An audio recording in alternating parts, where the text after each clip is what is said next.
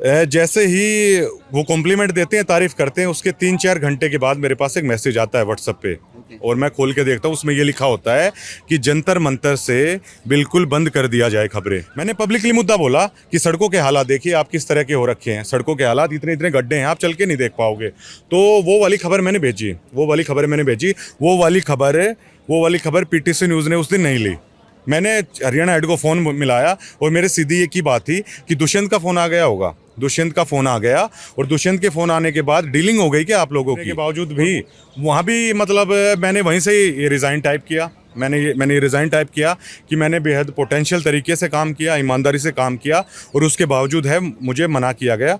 और फिर social media पे मैंने लिखा कि मैं दबने वाला और मैं बिकाऊ जर्नलिस्ट नहीं हूँ, और आई स्टैंड विद चैंपियंस। ये वो मैंने खास हरियाणा देखने वाले भाई सारे दर्शकों ने सोनू बाली राम राम। किसी भी प्रकार का कोई भी मामला हो भाई, उसमें हक की आवाज़ उठाने वाला बहुत ज़्यादा ज़रूरी है। और बहुत सारे ऐसे लोग आपने देखे होंगे किसी न किसी मजबूरी के तहत आवाज़ न उठाते को नहीं, और उनकी आवाज़ दब कर रह जाए है। और जब कदे भी इसी तरह की मिसाल पेश हुआ है तो बहुत अच्छा लग गया है। हरियाणा का भाई परवीन अहलावत ने यह चीज़ साबित कर दी कि भाई हम झूठी बात नहीं करांगे और हम ऐसा सच के साथ में खड़े रहेंगे। परवीन भाई राम राम। सोनू भाई कैसे हो आप? बढ़िया बढ़िया। और आज जंतर मंतर पे ही आपसे मुलाकात हुई, अच्छा लगा आपसे मिलकर भैया। परवीन भाई बहुत अच्छा लग गया है, ज़्यादा हमने न्यू लग गया है कि हमारा भाई हमेशा सच्चाई के साथ में खड़ा रहा है। और देखो वैसे तो हमारा जॉब के साथ में अपना परिवार भी चल रहा है भाई, ज़रूरी है, लेकिन हम अपनी इज्जत के साथ में कदे समझौता नहीं कर दे। वह चीज़ आपने करके दिखाई है। और आपने बहुत बड़ा चैनल था, ऐसी बात नहीं है, जिस तरह रिजाइन कराया। तो किस तरह तक कुछ वाक्य होया था वो थोड़ा वो पूरा पूरा ही घटनाक्रम है, मैं आपको बता देता हूँ। सबसे पहले बताता हूँ, जब मास कम्युनिकेशन की ना, तो अभी तो साके सर हैं नहीं इस दुनिया में, कोरोना काल में जा चुके। तो एक ही बात उन्होंने सिखाई थी कि अगर आप गलती करते हो चैनल में या खबर में कोई मिस्टेक करते हो, तो चाहे जितना भी आपको डांटा जाए, सारी चीज़ है, आप वो सहन करो। लेकिन अगर सेल्फ रिस्पेक्ट के साथ अगर इस लाइन में कभी समझौता है तो वहीं से लात मारो, निकलो। तो रात का इंसिडेंट आपको पता होगा कि रात का इंसिडेंट पूरे दिन जंतर मंतर पे मैंने खबरें की, और जंतर मंतर पे खबरें करके वापस जज्जर है अपने घर पे जा रहा था, अपलोड कर रहा था जो भी खबरें की। बजरंग का, साक्षी का उस दिन इंटरव्यू मैंने किया था। तो एकदम जैसे आपने भी देखा होगा लाइव में, जैसे देख रहा था, तो साक्षी के पेज से सत्यव्रत देखा किस इस तरह का इंसिडेंट हुआ है। तो थके हुए थे बिल्कुल, लेकिन फिर भी है वो यहाँ पे कवर करने के लिए पहुंचे। जब कवर करने के लिए पहुंचे तो जो मीडिया अंदर थी उसको अंदर ही, जो वो अंदर ही थी, और इस गेट तक मैं आया था, तो इस गेट तक तो आने दिया गया, लेकिन बिल्कुल अंदर है नहीं आने दिया गया। लेकिन बाहर का जैसे माहौल देखा, सुमन हुड्डा यहाँ पे थी, हर्ष शिकारा थे, बेरी से तस्वीर अहलावत यहाँ पे मौजूद थे, और काफ़ी युवा साथी हैं वो बाहर मौजूद थे। तो एकदम से पुलिस की गाड़ियाँ आती हैं, काफ़ी फोर्सेज आती है, और एकदम से डिटेन है वो करने लग जाती है।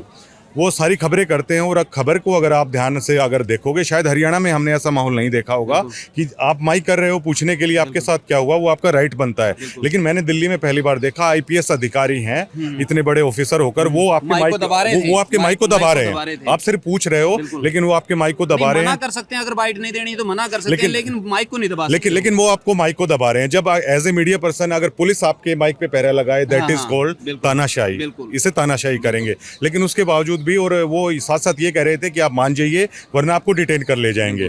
अब एज ए पत्रकार आपके पास दो ही रास्ते हैं, या तो थोड़ा बहुत एडजस्ट करके वहाँ पे न्यूज़ करो, न्यूज़ दिखानी है, वरना इतनी फोर्स के आगे आपको गाड़ी में बिठाएंगे और सिविल लाइन है मुझे वो उतार देते।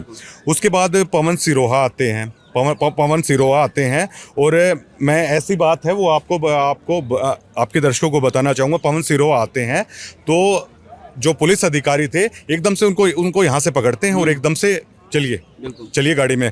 मैंने पुलिस अधिकारी को ये बताया कि that is Pawan Sarova, commonwealth medalist हैं, इंटरनेशनल रेसलर हैं, और दंगल गर्ल गीता फोगाट है वो इनके हस्बैंड हैं, और एक अच्छे रेसलर है, आप कम से कम इनका सम्मान करिए। तो उसके बाद है उन्होंने इस बात को माना, और पवन सरोवा को उसके बाद वो अंदर लेके गए। लेकिन एक सबसे घबराने की जो मैं आपको बात बताऊंगा, क्योंकि जाहिर तौर पर आप भी पारिवारिक आदमी हो, मैं भी पारिवारिक आदमी हूं, और जो दर्शक देख रहे हैं उनका भी कहीं ना कहीं परिवार होगा।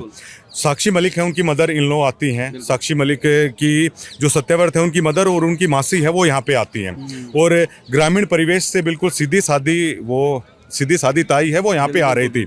उन्होंने मुझे बताया कि ना तो मेरी सत्यव्रत से कोई बात हुई है, और एज ए अगर मैं अपनी माँ के नज़रिए से देखूं, अगर मेरी माँ को ये पता चलता है अभी जंतर मंतर पे उसके बेटे के साथ ऐसे हालात ये है, हो गया, हाँ, तो एक माता पिता के दिल पे क्या बीतेगी। उनको आते ही पुलिस सीधा के सीधा गाड़ी में ले जाने के लिए तैयार। मैंने कहा रुकिए, आप क्या कर रहे हो, आप क्या कर रहे हो। साक्षी मलिक की मदर इन लॉ है, सत्यव्रत अंतर्राष्ट्रीय रेसलर हैं, उनकी माँ है, और ये सिर्फ यहाँ पे misbehaving हाँ हुई है, हाँ, इसका समाचार और ये मिला सिर्फ है। क्या कह रही है, ये कह रही है कि मुझे ये नहीं पता मेरी बेटी, मेरा बेटा, मेरी बहू और अन्य जो रेसलर्स हैं वो किस हालात में, मुझे सिर्फ उनसे मिलना है। और इस देश में क्या आज ये हालात आ गए कि एक माँ को क्या अपने बेटे से नहीं मिलने दिया जा रहा, क्या एक माँ को अपनी बहू से है जो कि एक ओलंपिक मेडलिस्ट है, क्या उससे नहीं मिलने दिया जा रहा। तो ये जो हालात देखे ना, और कई लोग, कई ट्रोल आर्मी है, वो ये बोलेंगे किस लिए बैठे हैं। मुद्दा ये है कि तानाशाही क्यों देश में, तानाशाही क्यों देश में है, इस चीज़ को लेकर बेहद दिक्कत हुई। उसके बाद रात को ही सारी यहाँ से खबर करके हम जज्जर जाते हैं, अपने सिस्टम पे मैं बैठता हूँ और पीटीसी न्यूज़ पे सारी न्यूज़ है मैं अपलोड करता हूँ। उसके बाद क्या होता है, उसके बाद जैसे ही सुबह चैनल खुलेगा तो जो चैनल के हेड हैं वो सारी चीज़ें देखते हैं और वो कॉम्प्लीमेंट देते हैं, शाबाशी देते हैं बिल्कुल, कि आज आपने बड़ा बेहतरीन काम किया, बेहतरीन इंटरव्यू है वो आपने निकाले। उम्मीद भी करी जाती हाँ, है, उम्मीद भी करी जाती है, मेहनत करी है उसके लिए। हाँ, मुझे खुशी हुई। मैंने थैंक यू लिखा उनको, मैंने कहा ये मेरा काम है और चैनल के प्रति वफादारी ईमानदारी से मैंने काम किया। तो जैसे ही वो कॉम्प्लीमेंट देते हैं, तारीफ करते हैं, उसके 3-4 घंटे के बाद मेरे पास एक मैसेज आता है व्हाट्सएप पे, और मैं खोल के देखता हूँ, उसमें ये लिखा होता है कि जंतर मंतर से बिल्कुल बंद कर दिया जाए खबरें। मैंने कहा क्या हुआ।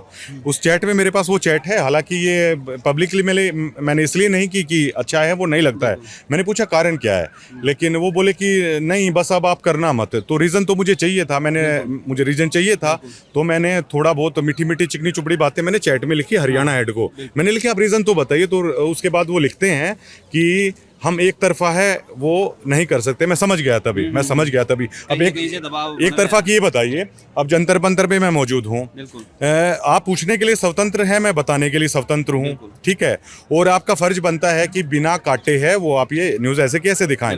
अगर मैं कुछ गलत बोल रहा हूँ तो आपके पास हक बनता है, आप ब्रजभूषण के पास भी जाके पूछ सकते हैं। अब जब हम जंतर मंतर में मौजूद हैं तो एक तरफा कैसे कह सकते हैं। चैनल को हक बनता है कि ब्रजभूषण का जाके, अगर वो मुझे बोलते ब्रजभूषण का इंटरव्यू लेके, मैं वहाँ पे जाता, टाइमिंग लेते और चले हाँ जाते, बिल्कुल, मैं वहाँ पे जाता।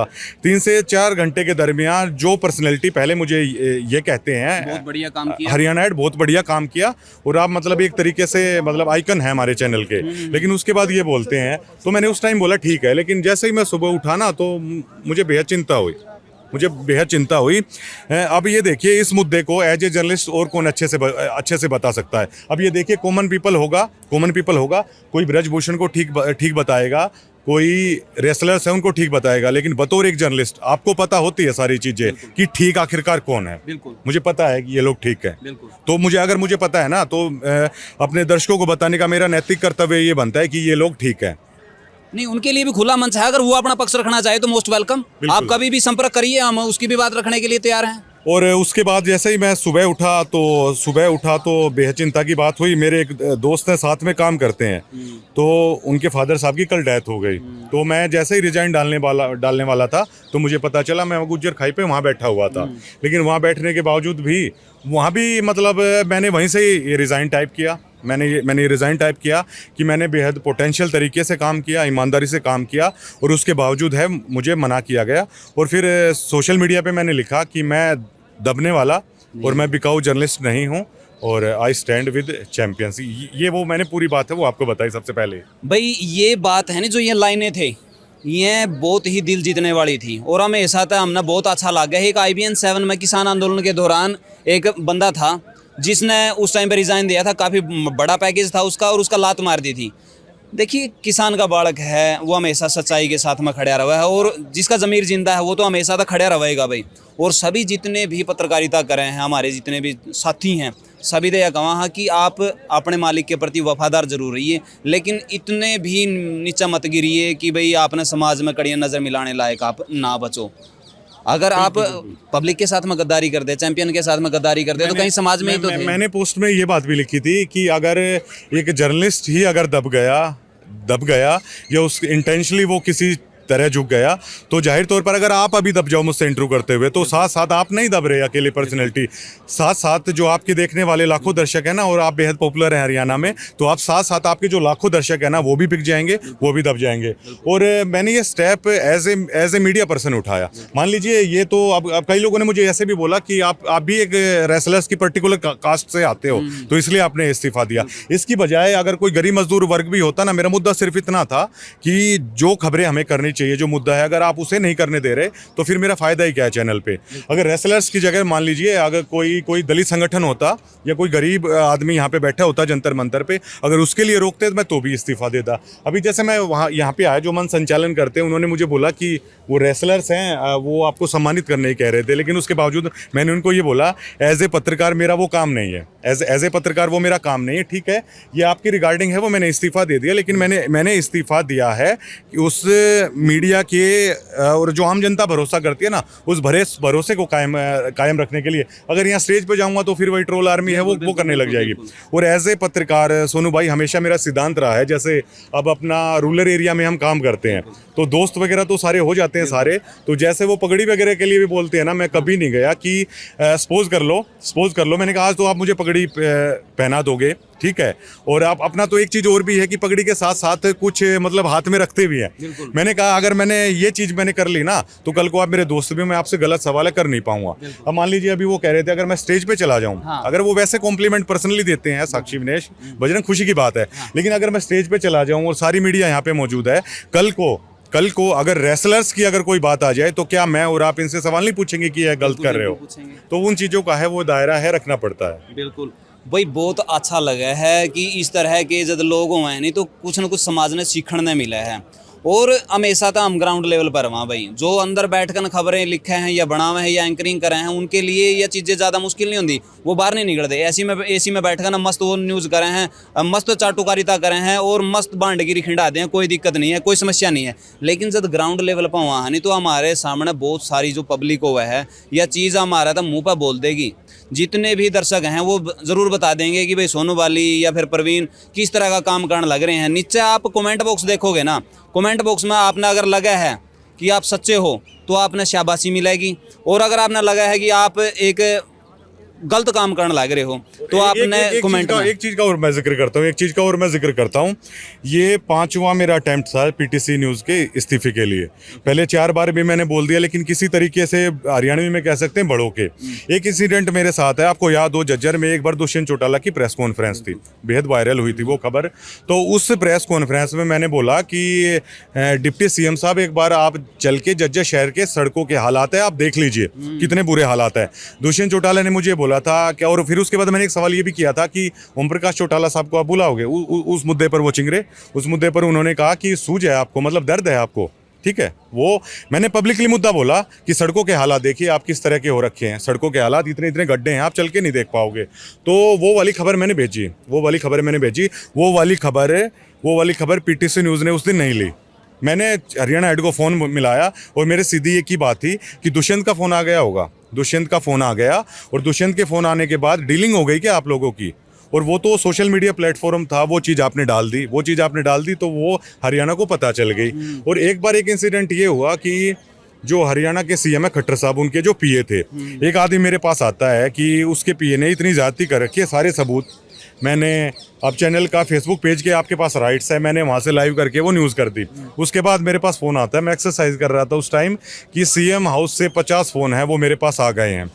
मैंने कहा मैंने तो खबर की है, मैंने खबर की है, सीएम हाउस से फ़ोन आए या कहीं से भी फ़ोन आए, उसके बाद है वो खबर भी है उन्होंने हटा दी। लेकिन हर बार कोई ना कोई मतलब मैनेज है वो करने की कोशिश की, मैं रह गया। अब की बार मैंने इस्तीफ़ा लिखा, इस्तीफ़ा लिखते ही बस जस्ट से मैं लेफ्ट हुआ। मैंने कहा इसे ही मेरा इस्तीफ़ा है, वो समझा जाए। बार टॉर्चर आप नहीं होना चाहते, मानसिक रूप से प्रताड़ित भी हुआ है आदमी कहीं ना कहीं भाई उसकी इमोशन के साथ में खेला भी जाओ। और एक चीज़ और है कि अब मान लीजिए आपने ये खबर की, और अगर आप ये खबर नहीं अगर दिखा पाओगे ना, तो चलिए मैं वैसे भी कुछ नहीं बोलूँगा, आज जनता है वो जर्नलिस्ट की मजबूरी है, समझती है, लेकिन नज़रों से, सामने वाले की नज़रों से एक जर्नलिस्ट है वो गिर जाएगा। बिल्कुल। अब पता है क्या है, सच्चाई बोलना आज का दिन सबसे ज़्यादा मुश्किल है, झूठ बोलना सबसे आसान है।